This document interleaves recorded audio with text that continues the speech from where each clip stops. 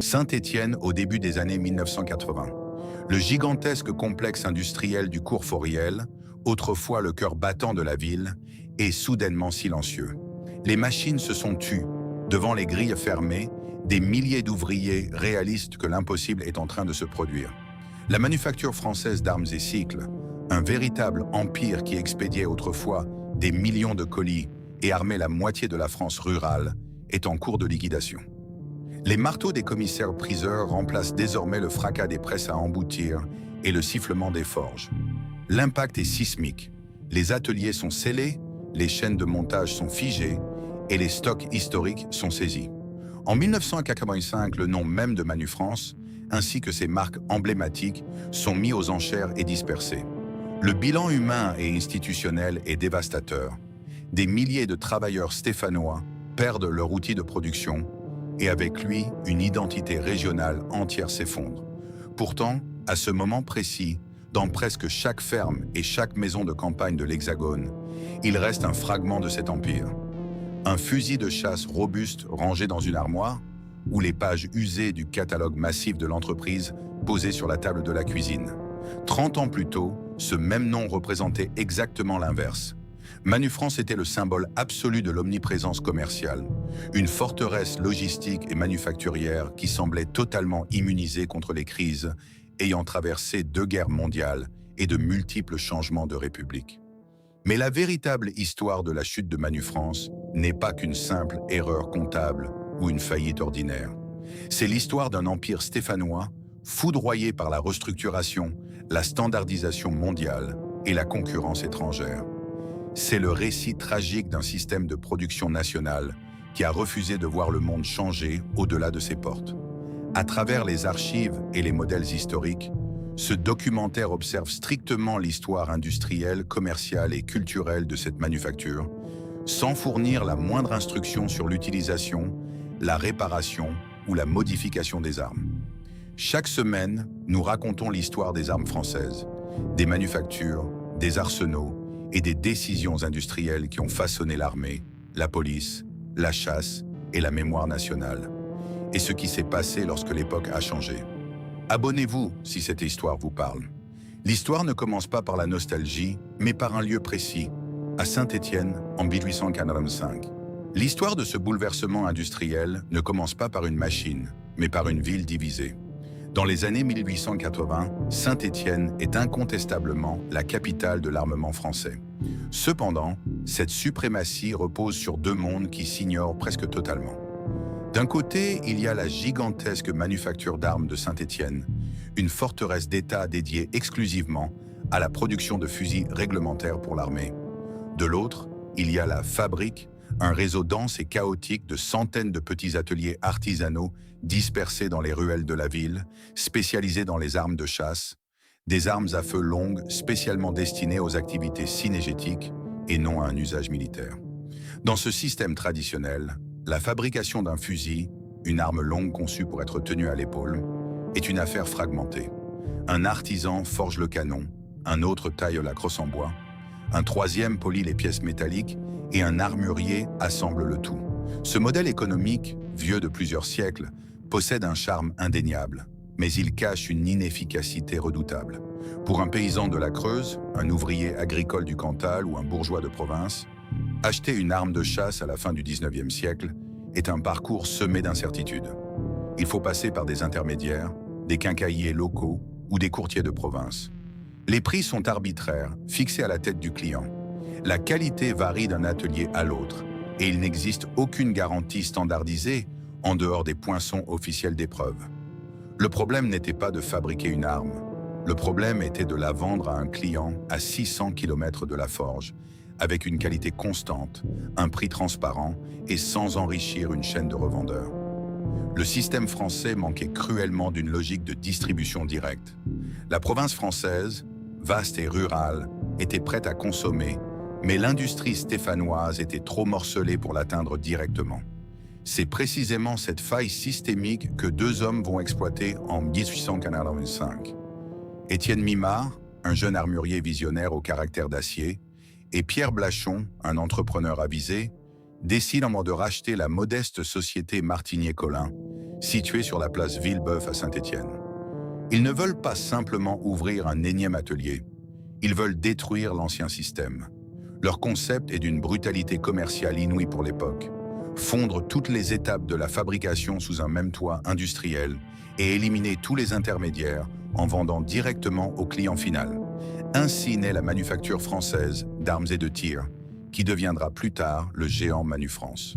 Leur première arme de destruction massive n'est pas un fusil, mais un livre. En 1885, Mimard et Blachon publient le premier Tarif Album. Ce n'est pas un simple tract publicitaire. C'est le premier catalogue de vente par correspondance entièrement dédié à l'armement, à la chasse et aux articles de sport en France.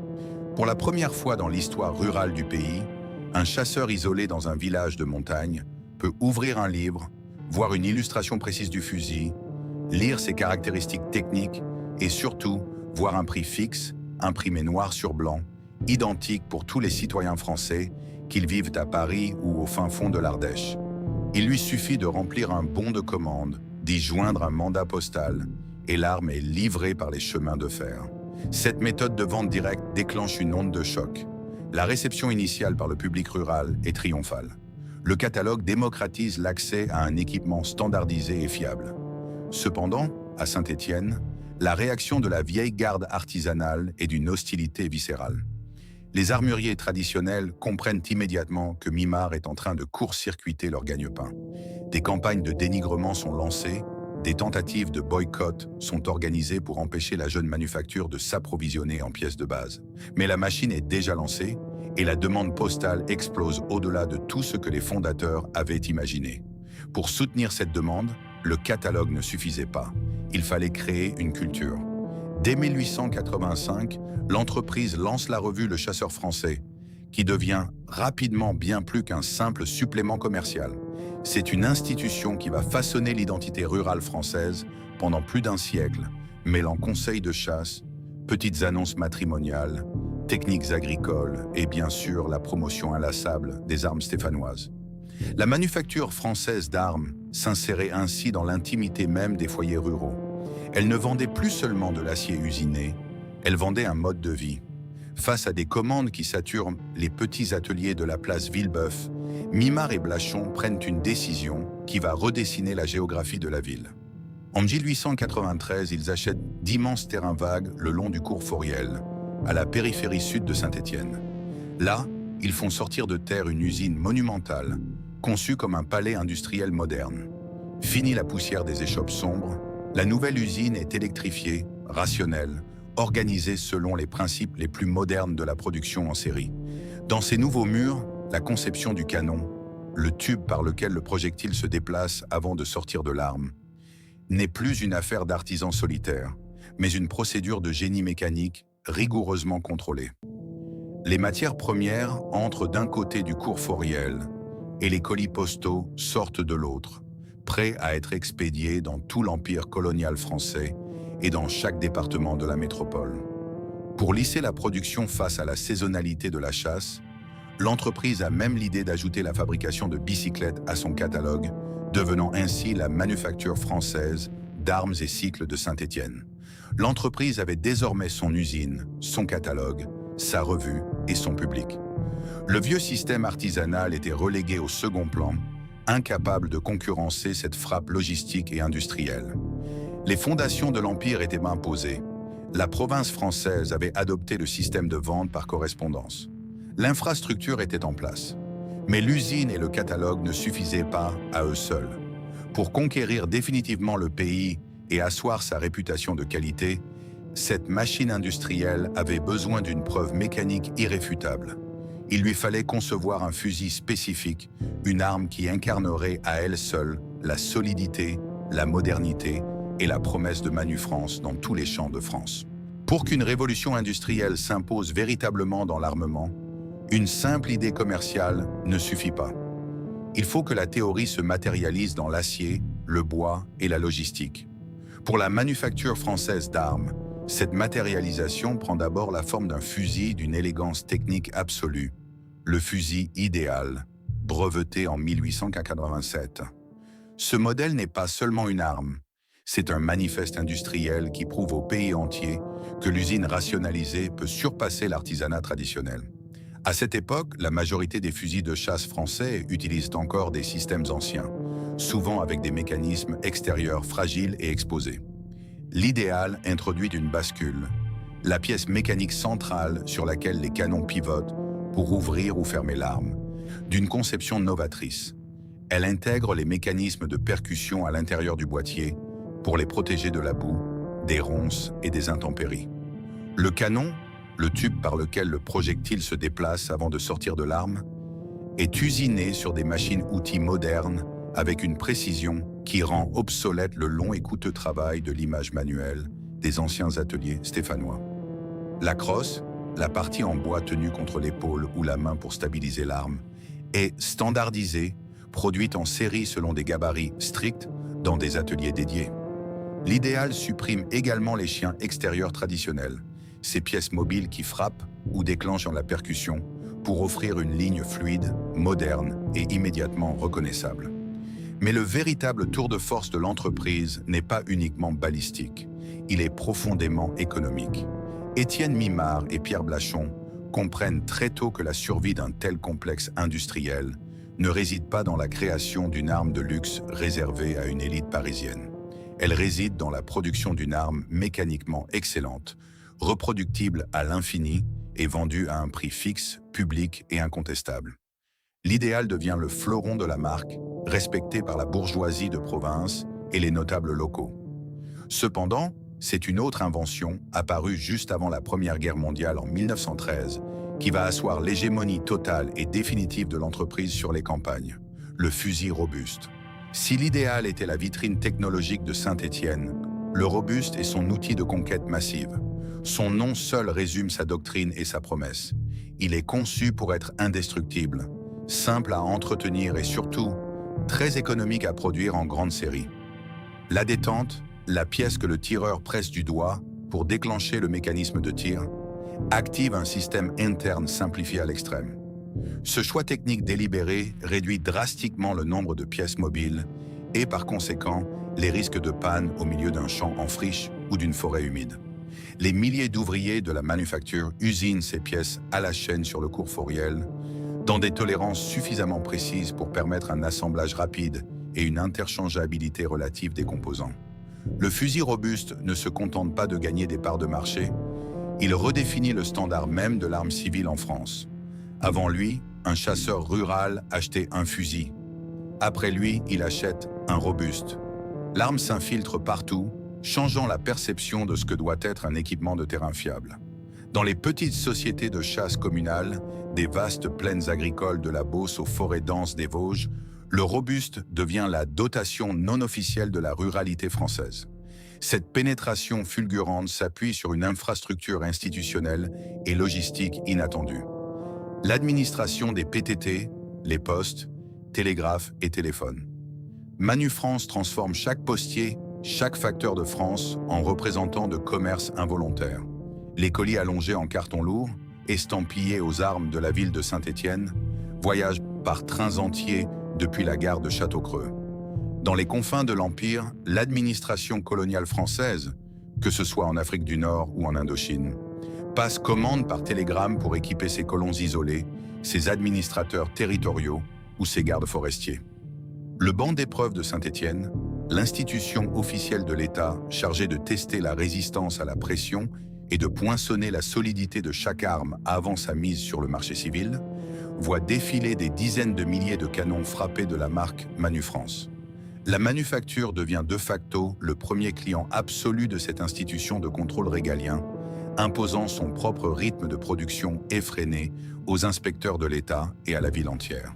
Cette suprématie n'était pas seulement commerciale, elle était psychologique. Les petits ateliers indépendants de la fabrique stéphanoise, qui avaient tenté de boycotter violemment Mimard à ses débuts, se retrouvaient désormais contraints de copier ses méthodes industrielles ou de fermer leurs portes. La standardisation imposée par Manufrance n'avait pas seulement créé des millions de clients, elle avait éduqué une nation entière à attendre une qualité constante, un prix transparent et une livraison à domicile. L'impact se fait également sentir dans les syndicats agricoles et les petites coopératives rurales. Le fameux catalogue, le tarif album, devient un annuaire massif de plusieurs centaines de pages. Le chasseur français, dont le tirage augmente de façon exponentielle d'année en année, ne se contente plus de vendre des fusils robustes ou de donner des conseils cinégétiques saisonniers. Il vend des bicyclettes hirondelles pour équiper les brigades de gendarmes ruraux et les prêtres de campagne, des machines à coudre, Omnia pour les mères de famille, des articles de pêche et des outils agricoles en acier trempé. L'arme à feu n'est plus perçue comme un objet artisanal mystérieux ou dangereux. Elle est devenue un bien de consommation courant, pacifié, normalisé, garanti par un empire industriel dont le siège monumental stéphanois ressemble à s'y méprendre à un puissant ministère d'État. L'objet fusil fonctionnait avec une régularité mécanique infaillible, mais le système logistique conçu autour de lui était encore plus redoutable. En couplant la production de masse et la vente directe par correspondance, Manufrance avait définitivement résolu le vieux problème de l'approvisionnement civil dans la France rurale. Un paysan de la Creuse pouvait désormais commander une pièce de rechange très précise par simple courrier en consultant un schéma éclaté imprimé dans le catalogue, court-circuitant impitoyablement le petit armurier de son canton. C'était une démonstration de force institutionnelle totale. La manufacture ne dépendait de personne. Elle contrôlait l'intégralité du cycle, depuis l'achat de l'acier forgé jusqu'à la livraison finale dans la boîte aux lettres du client. Mais la décision fondatrice de tout centraliser, de maîtriser la chaîne de valeur de bout en bout avec une rigidité quasi militaire, allait lentement transformer cette domination absolue en une cage de fer. L'entreprise était devenue un monde clos, un système autonome tellement confiant dans la supériorité écrasante de son modèle direct qu'elle pensait pouvoir dicter l'évolution des mœurs et du marché français sans jamais avoir à s'y adapter. L'arme, le catalogue et l'usine avaient conquis le territoire national en repoussant l'artisanat. Le système stéphanois touchait à son zénith, mais la structure même de cette domination contenait déjà, invisible dans les bilans comptables triomphants, les germes d'une future et lente paralysie industrielle. Entre les deux guerres mondiales, et particulièrement dans la décennie qui suit 1945, la manufacture française d'armes et cycles de Saint-Étienne n'est plus une simple entreprise commerciale. Elle est devenue une institution régalienne parallèle, un empire tentaculaire qui pèse presque aussi lourd dans la vie rurale que l'Église, la Poste ou l'école de la République. L'usine du Courforiel ne se contente plus de fabriquer des armes. Elle dicte le rythme, les normes et les désirs matériels d'une nation entière. Pour comprendre l'ampleur de ce zénith industriel, il ne faut pas regarder un fusil isolé, mais l'infrastructure colossale qui le produit. Le complexe stéphanois est devenu une ville autonome.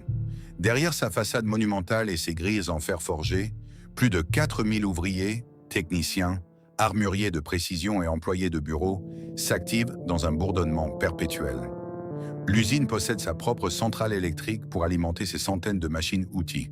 Elle abrite ses propres forges gigantesques où l'acier est martelé sans relâche, ses propres ateliers de menuiserie où de vastes stocks de bois de noyer sont transformés en crosses, la partie tenue contre l'épaule ou la main pour stabiliser l'arme, et ses propres bancs de montage.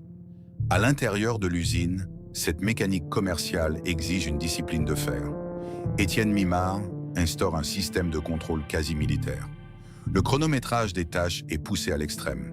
Chaque geste d'assemblage, chaque usinage d'un boîtier de culasse, la structure centrale qui reçoit les principaux éléments mécaniques, est pensée pour optimiser la cadence de production. Chaque fusil robuste ou idéal qui sort de ces chaînes de montage doit obligatoirement passer par le banc d'épreuves de Saint-Étienne. La cadence imposée par Manufrance est si brutale, si massive, que cette institution d'État, chargée de certifier par un poinçon officiel la résistance des canons, le tube par lequel le projectile se déplace avant de sortir de l'arme, doit restructurer son propre fonctionnement pour absorber le volume. Manufrance ne s'adapte pas aux capacités de contrôle de l'État. C'est l'État qui doit accélérer pour suivre le rythme effréné de la manufacture. Cette domination absolue repose sur l'arme de conquête la plus puissante jamais forgée par l'entreprise, le papier. Au cœur du Courforiel, une imprimerie industrielle colossale tourne jour et nuit. Le fameux catalogue général atteint une diffusion vertigineuse. Au sommet de sa gloire, il est tiré à plus d'1 million d'exemplaires chaque année. Ce n'est plus un simple listing de vente, c'est une encyclopédie domestique épaisse et familière. Elle est lue à la lueur des lampes à pétrole dans les fermes isolées de la Beauce, feuilletée longuement dans les estaminets des Vosges et commandée précieusement par l'administration coloniale, des casernes d'Algérie jusqu'aux postes forestiers de l'Indochine. L'impact logistique sur la France est sans précédent. L'entreprise stéphanoise devient le premier client absolu de l'administration des postes, télégraphes et téléphones, PTT. Chaque jour, des wagons entiers de la jeune SNCF quittent les quais d'expédition de la manufacture, remplis de longs colis cartonnés contenant des fusils, mais aussi des boîtes de cartouches, l'ensemble formé par l'étui, l'amorce, la poudre et le projectile, des bicyclettes hirondelles pour les brigades de gendarmerie et des machines à coudre Omnia. Le système est si vaste que Manufrance crée son propre système de mandat de paiement, sa propre monnaie d'échange interne, son propre écosystème fermé. L'intégration de modèles toujours plus variés, comme le fusil Falcor à canon superposé, prouve la volonté hégémonique de la marque de couvrir l'intégralité du marché, du fusil utilitaire increvable au modèle plus statutaire pour les notables de province. Le fusil n'est d'ailleurs plus seulement un outil agricole ou synégétique. Dans la France des Trente Glorieuses, recevoir un robuste de la manufacture pour son passage à l'âge adulte est un rite d'intégration sociale. Des marais de la Sologne aux montagnes du Jura, les réseaux de chasseurs sont littéralement uniformisés par l'acier stéphanois. Le triomphe est total, logistique et culturel. Mais cette perfection mécanique, figée dans la répétition des succès passés, cachait une immobilité dangereuse. L'Empire stéphanois avait créé un monde si vaste et si autonome qu'il se croyait désormais à l'abri des séismes de l'histoire. Au cœur des Trente Glorieuses, l'Empire stéphanois atteint son extension maximale, se transformant en une véritable institution nationale dont l'influence dépasse largement le strict cadre de l'industrie armurière. La manufacture n'est plus seulement un fournisseur. Elle est le miroir matériel d'une France fière de son autonomie manufacturière. Dans les années 1960, le complexe du cours Fauriel emploie plus de 4000 travailleurs, constituant à lui seul le plus grand centre de production d'armes civiles d'Europe. Le volume de production est vertigineux. À cette époque, on estime que plus de la moitié des armes de chasse en circulation sur le territoire français portent le marquage de la manufacture. Le fusil de chasse à canon juxtaposé de la marque n'est plus perçu comme un simple produit commercial. Il est devenu la dotation officieuse de la ruralité. De la remise agricole en Normandie jusqu'au râtelier de la gendarmerie locale en Bretagne, en passant par les postes douaniers des frontières de l'Est, l'acier stéphanois est omniprésent. L'entreprise pousse même son avantage technologique en imposant massivement le Falcor, un fusil à canon superposé, une configuration où les deux tubes sont placés l'un au-dessus de l'autre, plutôt que côte à côte, répondant à une nouvelle mode balistique et sportive de l'après-guerre. L'apogée culturelle de ce système se mesure à l'aune de son organe de presse. Le chasseur français, imprimé directement par les presses de l'entreprise, dépasse des tirages stratosphériques, frôlant les 800 000 exemplaires mensuels. Il ne s'agit plus d'un simple magazine synégétique. C'est le lien social par excellence des campagnes françaises, le réseau avant l'heure. À travers ses célèbres pages de petites annonces, la revue marie les agriculteurs, vend des terres, équipe les foyers et dicte les normes de l'équipement de plein air. Le problème n'était plus de vendre des fusils ou des bicyclettes. Le problème était que Manufrance avait totalement fusionné son identité industrielle avec celle d'une France rurale qu'elle croyait éternelle et immuable.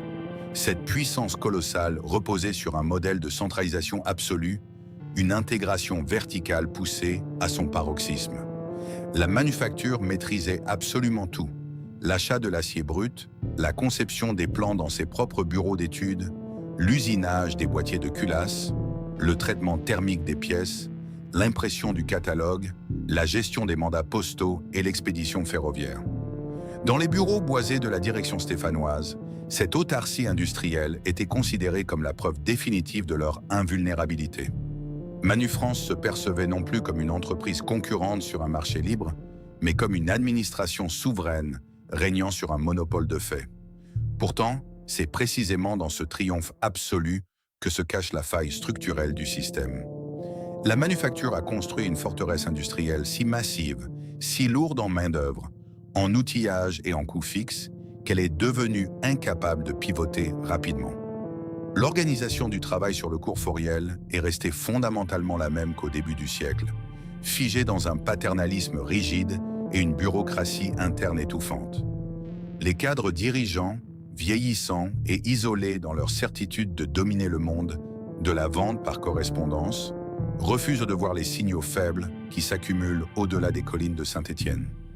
Une première fissure institutionnelle apparaît à l'aube des années 1970, alors que les ingénieurs de la manufacture continuent de perfectionner des armes conçues pour durer plusieurs générations. Le paysage commercial français commence à muter silencieusement. De nouveaux acteurs économiques, qui ne fabriquent rien mais achètent en gros, commencent à s'implanter à la périphérie des villes.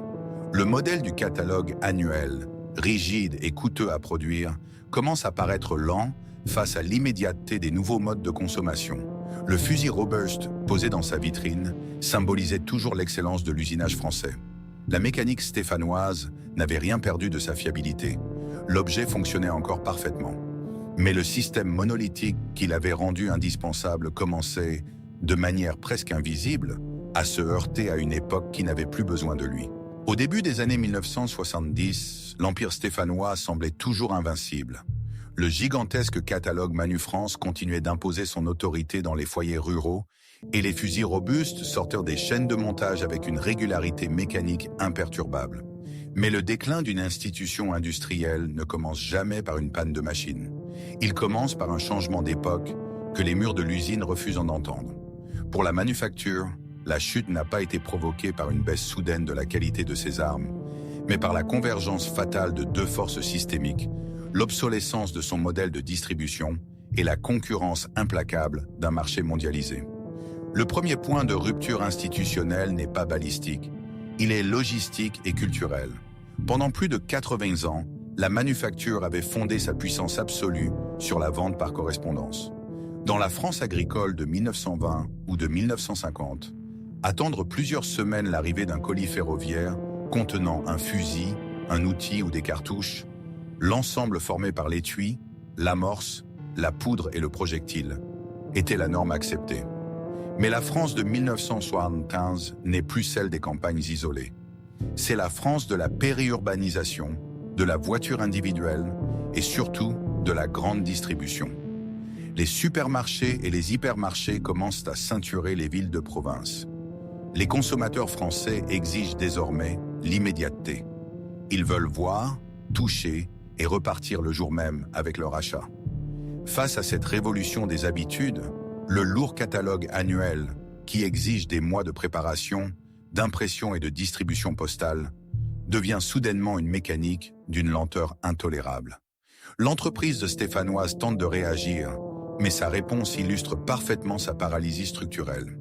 Plutôt que d'adapter son appareil productif, la direction décide de forcer le marché en ouvrant un réseau coûteux de magasins physiques à l'enseigne Manu-France dans les grandes villes françaises. L'intention était de rapprocher physiquement le produit du client urbain.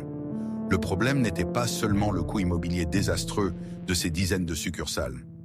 Le problème était que ces magasins devaient être approvisionnés par la même usine monolithique du cours Fauriel, selon les mêmes processus industriels lourds, ajoutant une couche de dette colossale à un système déjà saturé par ses propres coûts fixes. Pendant ce temps, une menace plus directe frappe le cœur même de la rentabilité de l'entreprise, la concurrence étrangère. L'hégémonie du fusil de chasse stéphanois reposait sur un équilibre historique entre une qualité manufacturière sérieuse et un prix abordable pour la classe moyenne. Mais dans les années 1970, le marché français est littéralement inondé d'armes importées. Des fusils fabriqués en Espagne, en Italie ou produits massivement dans les arsenaux d'État de l'Union soviétique, comme ceux de la marque Baïkal, arrivent nés sur les étagères des nouvelles armureries françaises. Ces armes ne possédaient ni la finition soignée, ni le prestige historique du marquage de Saint-Étienne, mais elles coûtaient 2 à 3 fois moins cher. Le fusil robuste était conçu pour durer 3 générations. Ses pièces maîtresses étaient usinées dans d'épais blocs d'acier forgé. Mais les nouveaux acheteurs préféraient désormais des armes utilitaires, jetables ou facilement remplaçables, adaptées à des budgets plus restreints. Le système stéphanois, fier de ses ouvriers hautement qualifiés et de ses immenses ateliers intégrés, se retrouvait pris au piège de sa propre excellence. La manufacture ne savait pas fabriquer du bas de gamme. Ses charges salariales colossales, nécessaires pour entretenir près de 4000 employés permanents, rendaient toute guerre des prix mathématiquement impossible face à des importations produites avec des coûts de main-d'œuvre drastiquement inférieurs. C'est ici que la concurrence étrangère et le déplacement industriel se sont refermés comme un étau sur la ville de Saint-Étienne. Les commandes du catalogue ont commencé à fléchir, de manière imperceptible d'abord, puis avec une constance alarmante. Les stocks de crosses en noyer, la partie en bois tenue contre l'épaule pour stabiliser l'arme, s'accumulaient inutilement dans les entrepôts. Les machines-outils de la manufacture, autrefois un symbole de modernité absolue, vieillissaient dangereusement. L'entreprise, lourdement endettée par son réseau de magasins déficitaires, n'avait plus les liquidités nécessaires pour investir dans des machines à commande numérique modernes. Le cycle d'innovation industrielle s'était arrêté net. Dans les couloirs feutrés de la direction, on continuait de croire que le prestige de la marque suffirait à maintenir le monopole. La revue Le Chasseur français imprimait toujours ses pages avec fierté, mais les armuriers indépendants de province prenaient leur revanche en vendant massivement les fusils italiens et espagnols aux jeunes chasseurs. L'objet fonctionnait encore parfaitement. Le canon, le tube par lequel le projectile se déplace avant de sortir de l'arme, passait toujours l'épreuve du tir au banc d'épreuve avec succès. Le système institutionnel autour de lui, en revanche, s'effondrait de toutes parts. En 1967, l'impensable devient réalité. La manufacture française d'armes et cycles, fleuron du capitalisme provincial et fierté de l'industrie nationale, dépose le bilan une première fois. Ce n'est pas encore la liquidation finale, mais c'est la mort du mythe de son invulnérabilité. Le gouvernement français s'alarme, les banques s'affolent, et des plans de sauvetage hâtifs sont rédigés dans les ministères parisiens pour tenter de préserver l'emploi régional. Mais sauver l'usine du Courforiel ne signifiait pas sauver son marché. La forteresse stéphanoise refusait de céder, mais la société française avait déjà choisi d'autres armes. Le répit accordé par le sauvetage de 1977 s'avère n'être qu'une cruelle illusion administrative. L'intervention de l'État et des tribunaux de commerce permet d'effacer temporairement une partie des dettes, mais elle ne répare absolument pas la faille béante du modèle économique. Dans les immenses ateliers du Courforiel, l'atmosphère devient crépusculaire. La direction, placée sous perfusion financière, tente désespérément de maintenir l'apparence de la normalité. L'imprimerie continue de cracher les pages en quadrichromie du célèbre catalogue, vantant toujours la supériorité de l'acier stéphanois. Pourtant, à l'autre bout de la chaîne postale, les carnets de commandes restent désespérément vides. Le problème n'était pas seulement la montagne de dettes accumulées, le problème était que le monde rural, autrefois captif et fidèle, refusait désormais de payer le prix fort pour financer une infrastructure industrielle obsolète. Dans les réserves de la manufacture, le contraste entre la qualité technique et la réalité institutionnelle devient purement tragique. Des milliers de canons parfaitement usinés et des boîtiers de culasse, la structure centrale qui reçoit les principaux éléments mécaniques, s'entassent sur des palettes sans jamais trouver d'acheteur. Chaque fusil robuste assemblé sur les chaînes coûte désormais beaucoup plus cher en heures de main-d'œuvre et en charges d'exploitation qu'il ne rapporte lors de sa vente. La standardisation étrangère a imposé une nouvelle règle brutale à toute l'Europe. Si une arme ne peut pas être produite rapidement à bas coût, son fabricant disparaît du marché civil. Les concurrents italiens et espagnols, utilisant des méthodes industrielles allégées et des réseaux de sous-traitance agiles, saturent les armureries de province. L'empire stéphanois, prisonnier de ses murs colossaux et de sa masse salariale, échoue totalement à s'adapter à cette guerre des prix. Sur le terrain, les conséquences humaines s'annoncent dévastatrices. Pour les milliers d'ouvriers et d'armuriers hautement qualifiés de la manufacture, la lente agonie de leur outil de production est vécue comme une véritable trahison. Ils ont passé leur vie à limer, ajuster et contrôler des mécanismes conçus pour durer un siècle. Ils refusent de croire que leur savoir-faire, autrefois considéré comme un pilier de la souveraineté industrielle française, puisse être balayé par de simples considérations comptables et par des importations à bas prix. En 1979, face à l'imminence d'une nouvelle faillite complète, La tension sociale éclate. L'usine est occupée, les grèves paralysent le complexe. Les travailleurs stéphanois tentent alors un pari désespéré. Reprendre eux-mêmes le contrôle de l'Empire à travers une société coopérative ouvrière de production, ESCOP.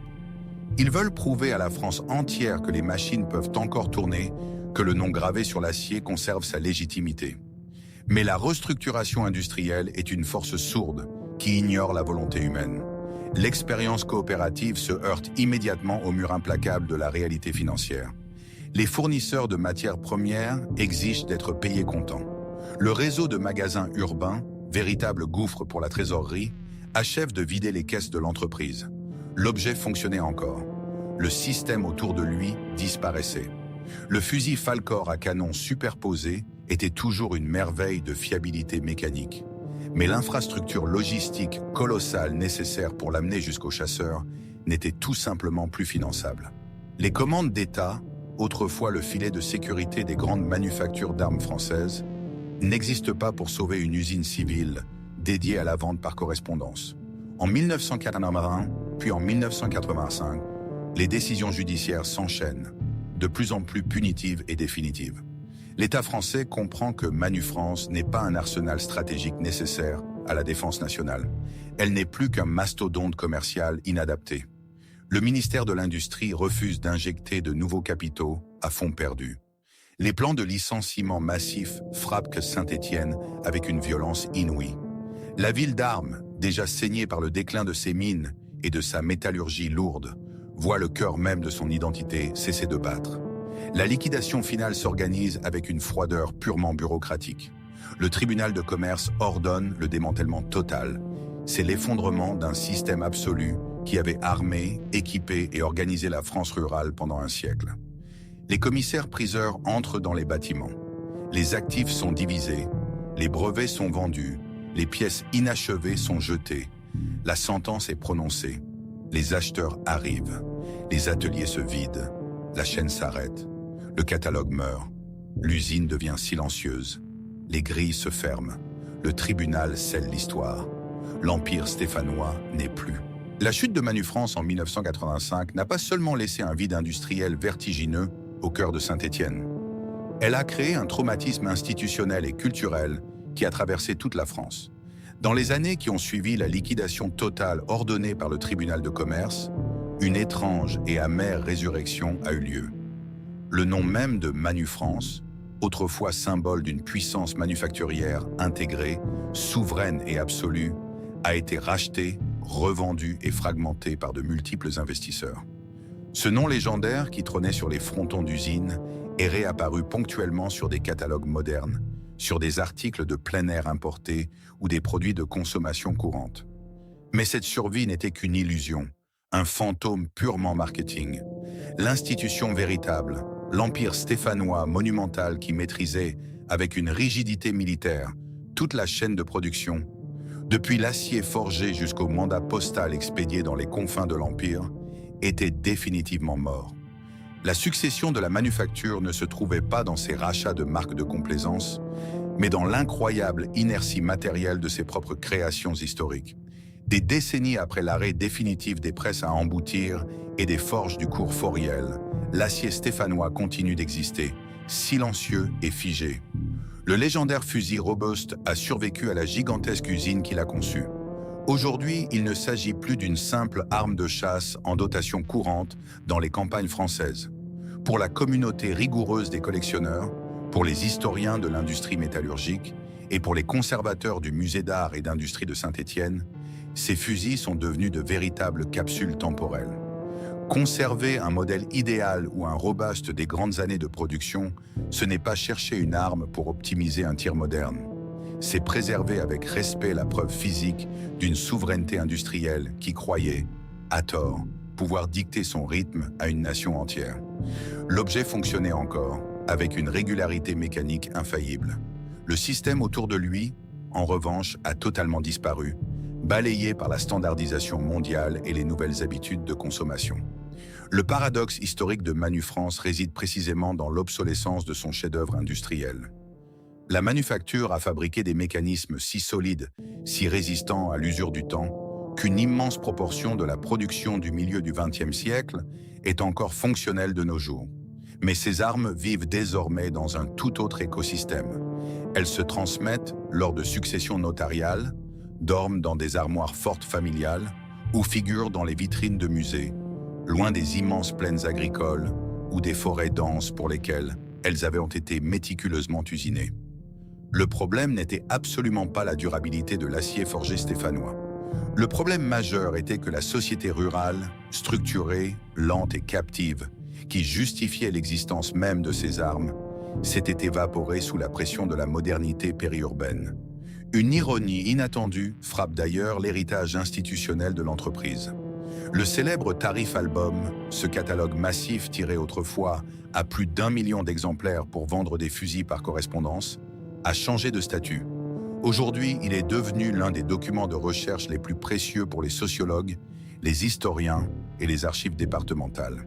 On ne le consulte plus pour comprendre le fonctionnement d'une bascule, la pièce mécanique centrale sur laquelle les canons pivotent, ou pour commander des pièces de rechange.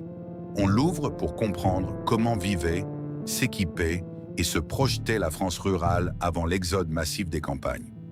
Le catalogue a survécu à sa fonction purement commerciale pour devenir la radiographie précise d'une époque révolue. Sur le terrain même, la géographie de Saint-Étienne porte toujours la cicatrice monumentale de cette ambition industrielle déchue. Le gigantesque complexe du cours Fauriel n'a pas été rasé. L'État et la municipalité ont choisi la voie de la restructuration immobilière. Aujourd'hui, ces vastes nefs lumineuses, autrefois assourdies par le fracas des machines-outils, l'odeur de l'huile de coupe et la cadence stricte des ouvriers, abritent une école supérieure de commerce, un centre de congrès, un planétarium et des bureaux tertiaires. L'usine d'armement s'est métamorphosée en pépinière de l'économie de service. Les grilles d'honneur sont grandes ouvertes, mais la mémoire de la forge a été méthodiquement recouverte par le silence des salles de réunion. L'histoire de Manufrance est, au fond, l'histoire tragique d'une certitude foudroyée. C'est l'effondrement d'un empire industriel fier qui a confondu l'excellence absolue de sa mécanique avec l'immortalité de son modèle économique. L'usine a oublié avec le temps que produire une arme d'une fiabilité totale ne suffit plus si le système qui la soutient refuse de s'adapter au monde qui l'entoure. Aujourd'hui, bien loin des zones commerciales mondialisées et de la standardisation moderne, le véritable héritage de cet âge d'or ne réside pas dans les registres froids des tribunaux de commerce. Il réside dans la pénombre silencieuse d'un vieux râtelier en bois, dans le couloir d'une maison de province. Là, reposant derrière une vitre, un vieux fusil robuste porte toujours, gravé profondément sur l'acier froid de son canon, le grand poinçon de la manufacture de Saint-Étienne, comme si l'usine venait seulement de se taire. À très bientôt pour la prochaine histoire.